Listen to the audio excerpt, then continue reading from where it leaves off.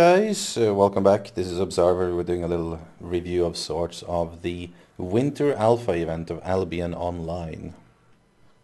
In the interest of full disclosure, the game was given to me after I requested it from the developers. If that matters or not, it's up to you to decide. I'm going to do this a little bit shorter than I usually do. That's my plan going ahead. In spite of shall we say, the peaceful environment that I'm currently in. This game is not really that peaceful. I'll leave it up to you to decide whether it's peaceful enough for you to want to play it. So anyway, what is the game about? Well, if you like grinding, you're gonna like this game. This game has a lot of grinding. I will say, like, I played it for a couple of weeks now, and in the first week or so, what should I say, like every other time I logged out of this game, it was because I was like, oh my god, the grind is too much. And then after that, a few hours later, I logged back in and I continued on. The grinding isn't so bad. Like, it's a lot of adjustments to it yet. Actually, I'm not going to go here because it's PvP zone. That's the other thing. Well, we'll get back to that. So the grinding, it's well, put it that way, like everything you do in this game is grind. Now, first, that's kind of like an old school approach, but I welcome it. I really do. You grind levels, although it isn't really levels, we'll get back to that as well. You grind crafting, you grind money, you grind the materials, you grind everything basically. There we go. So, in short, my mouse is having problems. There we go. In short, what you do is you go out and you kill stuff. I'm now currently in a non-PvP zone, and you have sort of this like top-down, what should I say, torchlight-like graphics to it. It's a lot of clicking, at least until you learn that you can like hold down the mouse button and like move after it. That's a huge mouse saver right there when you figure that out. But yeah, I like the graphical style. It's kind of comic, clean graphics, like comic book style, clean graphics, clean textures. Not super complicated or super detailed, so to say, but detailed enough, looks clean, just the way I like it. It's not for everyone, but this is for me. I know when I did a lot of videos before on Diablo and Torchlight in the past, and I always complained that everything is grey and sad and terrible as you get into the game, and people don't agree with me on that. Anyways, I got my will here. This game, it looks joyful initially.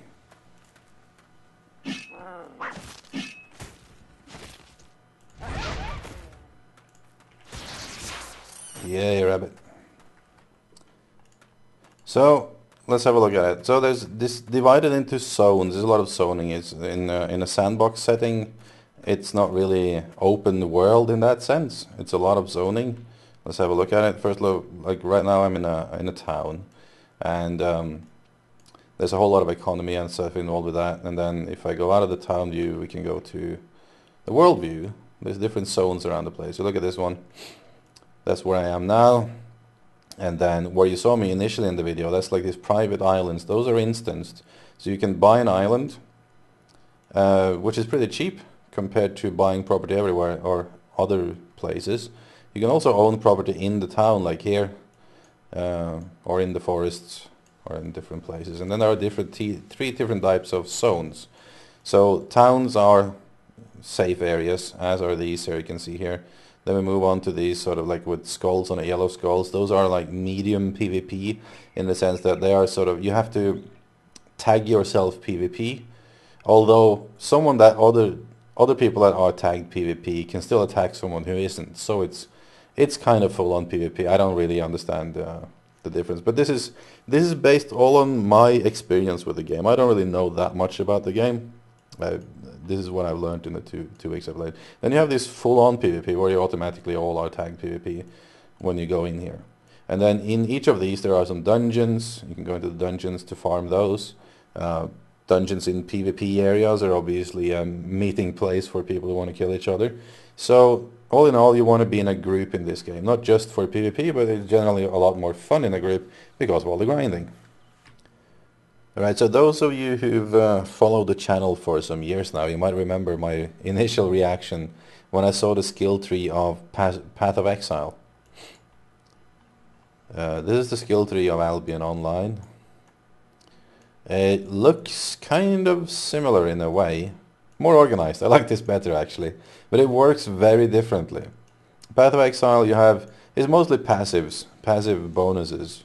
Everything, right? This is my progress. As you can see, I'm not really that far. Although it's taking me a great deal of time. So how does this work? Well, first of all, the skill system in this game can most easily be explained by this tree actually. What you do is, let's focus on the combat part here, right? So we start here. Then you have basically not quests, although they kind of function like a quest in the sense that, say that you put on some basic equipment. Say I put it on like a leather armor, a bow, and that's pretty much it. Once I have those things, the game will automatically give me sort of like a passive quest to kill so and so many mobs while wearing leather armor and while you're wearing a bow. Once I accomplish that, I can progress to the next tier here, like here for example, and so on and so forth. That's how it goes. It's the same thing with crafting. Like once I made any kind of object whatsoever. This is crafting, by the way. This is gathering. This is farming. Once I made any kind of object whatsoever, I will then be able to make the next tier of objects. For example, here I have to make some basic bullshit in the beginning of the game. Fine. Then I can choose. Now I start to make, for example, bows. Going here.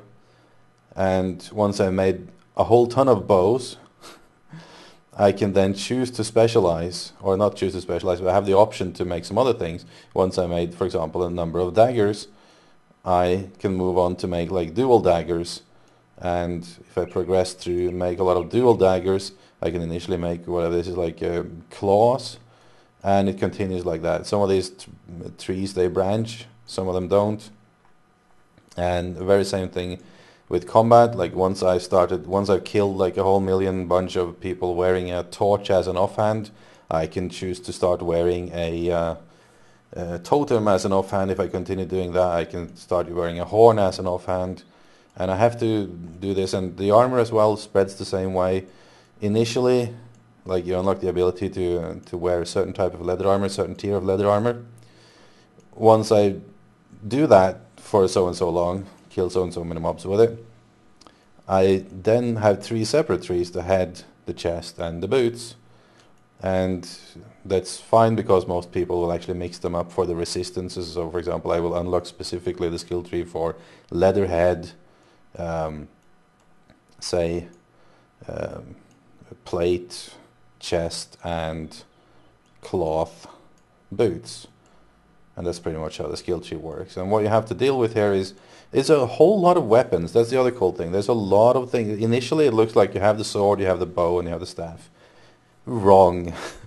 Very wrong. Let's just randomly look at, for example, you start off with the sword, the one-handed sword, and you have the shields, and you have the crossbows, which is also under the warrior tree, if you can call it that, hammers, maces, more swords, and axes. And say if I continue along the crossbows, I'll have master crossbows, and I'll have some other kind of crossbows, and like siege crossbows and whatnot, hammers.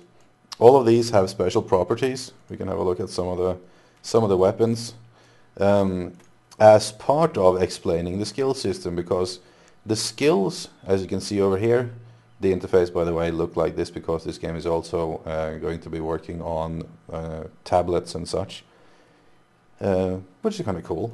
I don't see any disadvantage there. You can play it in the browser as well, I think, but I'm playing it in the client. Always prefer to do that. All these skills here, Q, W, E, R, and so you get these skills, different amount of skills. They are all, with the exception of potions and food and horse and such, they are all based on your weapon. So if you look at my inventory here, so we have different parts. There's not really that much stuff on you. Look at my weapon. So these are its stats. This is what it costs to make. We can inspect it a little bit further. Look at the spells on it. So this has 3 spells. It has like a charging lounge thing, it has a power strike, and it has a different strike, and it has a passive. When you craft them, it's when you decide which abilities should be on it. But you have a certain type of abilities to choose from on different types of weapons. On my pike, for example, I think there's 1 or 2 more I can choose from at this tier 5 pikes when you craft them. But that's pretty much it. That's where all your abilities come from. It's the same thing, like the leather hood has some spells on it. Like this one, leather hood always gives you the invisibility, and you can choose a different passive, like for physical or for magical extra damage, and so on and so forth. You can see food, potions, horse. Those are my other ones, and a bag. Bags doesn't increase the amount of things that you can carry, but it does increase the weight you can carry. Right, so how does the economy and such work? Well, and the transportation and everything is in this segment. In the center of every town there's a chest, like this. Here's my chest, it's always full of crap. You cannot retrieve your stuff from a chest in a different town, so everything is local here. If you look at the world map, so I've bought my private island off of this town here, right? I can only... Well, I can access it from other towns, like there's a little boat that goes out there, but it will be much more expensive. So this private island is a private island that belongs to this city. So that's pretty much how everything works. There's no shortcuts, everything is a bit of a struggle, and that's just the feeling of the game. I kind of like it. It goes back to my whole rant that I do sometimes about things being too easy in games today, and I made this argument multiple times when discussing, for example, transportation in Star Wars Galaxies and such. You've all heard it. But to summarize, I feel that making things local, taking away the ability to teleport and such, oftentimes leads to there being, like, things happens. You don't leave zones dead. You have, like, natural gathering spots, and so on and so forth. That brings me over to shops and economy. So these things we see here, we can see them all over town. You zoom in a little bit. You see here, there's like little plots of land all around this. It's the same in all of the zones, but cities being obviously the more viable ones, the more expensive ones. You can buy these plots. You can build whatever you want there. Everyone though builds different sort of crafting and crafting stations and stuff to. Damn it, can't remember the word. Anyways, to like processing plants. So this house here is owned by some player. So if I want to... What is this place, by the way? It's some sort of... whatever, I can't remember what it is. Look at this guy. This is a mage crafting station. It's tier something or other. It's tier 3. You can see a little number here. He wants to sell... No. Here it is. Tier 3 mage crafting station. He also wants to sell it. Here's the price cost. So what happens when you use these is that you pay a tax determined by the player, and also there's a little bit of a tax to the zone, if you will. And the player uses this for upkeep. And a lot of these things are due for change, I think. I think the upkeep is changing into like some food. You have to feed your buildings as well.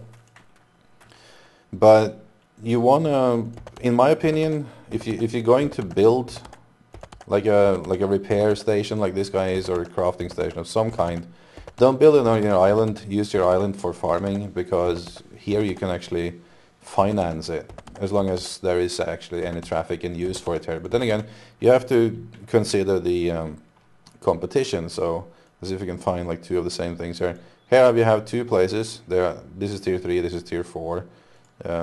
They are lumber mills. This guy has a usage fee of 50%. This guy has 40%. So obviously I'm going to use this 40% unless I need to process tier 4 materials and have to go up there. Everything in the game is crafted, so obviously you need to either do it yourself, which is where I think the grinding is too much. I think the crafting, not the crafting per se, although that too a little bit, but the resource requirements. Because not only to, like, if you want to craft a bow, you need so and so many, like a tier 3 bow, you need to craft like a gazillion tier 3 bows to unlock the ability to craft tier 4 bows. But you also have to unlock the ability to process the materials for the bow, which is usually multiple materials, and you have to do that over and over as well. And that's all. I don't see the point in grinding those kind of things. I don't really know how this game can get around that, but I just think the requirements are too steep. I think it's too much. Anyways, there's also an auction house here, which is where you'll buy most of your stuff until you get to higher tier stuff, where you'll have to do some detective work. You'll have to like go in here, find out who do I know that makes tier 4 metal. Maybe he also makes tier 5 metal. Let's have a look. So the name of this guy is... Where is it? Doesn't say. I forgot where it is. It says somewhere.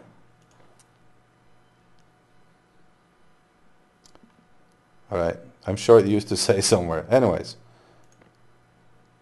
you can track down the player name, send them tells, and I think that's kind of cool. Again, it creates that little bit of like you get to know like a good crafter. And again, being a good crafter of some sort of specialty weapon in this game is really valuable, because how many people are really going to be available for you to craft your tier gazillion elder halberd something?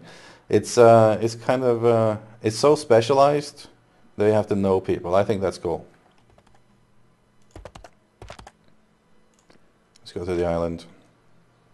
A little trick, by the way. If you are going to travel around looking at the different auction houses in different main cities around the place, just leave all of your gear in your chest in the main town that you come from, because the more stuff you wear, the more it costs to travel. And I'm not talking little things there. It costs ridiculous amounts to travel. This is my island. As you can see, I have also here multiple spots. I've chosen to build a few farms, and I like halfway started building some crafting stations until I realized I'd much rather have those in a town if I'm going to have one of those, so other people can use it. You can also have guild islands, which are larger, and you can share the stuff, which is pretty cool. Guilds are probably going to be an important part of this, again because of PvP, and I haven't really PvP'd at all. It's not something that interests me, but we'll talk about that later. So what do I do here? Well, in the same way as everything else, you grind up things. Like, this gives me a certain amount of fame towards picking up certain types of, like in this case, corn. And then I get, where's the button? There. I now have corn that I can feed the chicken. I can use this to place for a price. Everything costs money as well. Like, it's not a forgiving game. You don't want to die in this game. And then as I planted more corn, I'll unlock the ability to plant potatoes. I still have to find some potato seeds somewhere around in a dungeon first, and so on and so forth. And these chickens seems to have had babies. Excellent. I got some chicken breeding using baby fame now, and now I can probably, if I keep doing this and feed them and so on and so forth, I'll eventually be able to raise mounts, horses, and animals and such, and special monster animals. And it's a lot of things you can do. It looks simple, this game, initially, but it really isn't. It's quite complicated, or complex, I would say. It's not really difficult to get into, but it has a lot more to it than it initially looks like. Alright, so PvP, and at the same time, will I be playing this game? Don't know, on the fence.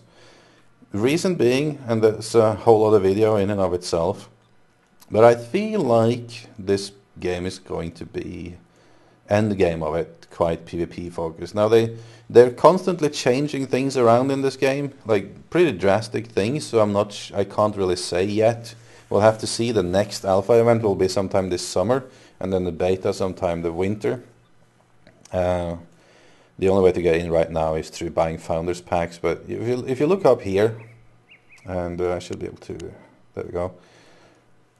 These are like the heavy PvP area, which is a large part of the map, but this is where guilds own like little spots. I haven't really been there, I'm too scared, but it's been explained to me that what happens here is, you can see these arrows going here, like a certain guild will own this place, and then they can attack other guilds' places.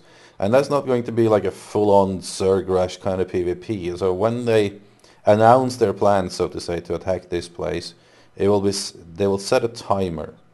So they basically, the game sets a date or a time where there will be an encounter, and this guild that owns this and the guild that attacks will bring like their 5 best players, and they will duke it out and see who wins. And whoever wins takes over this zone, and they get defender points and so on and so forth. I don't really know exactly how that works, but that's the end game, I believe. Hopefully there will be something besides PvP for an end game, but I'm not confident that there will be. A change that I was talking about, like they do changes all the time. Like I live out here. I spent most of my life farming these zones around here, dungeons and such. These, for the most part of winter beta, was not PvP zones. Now they are.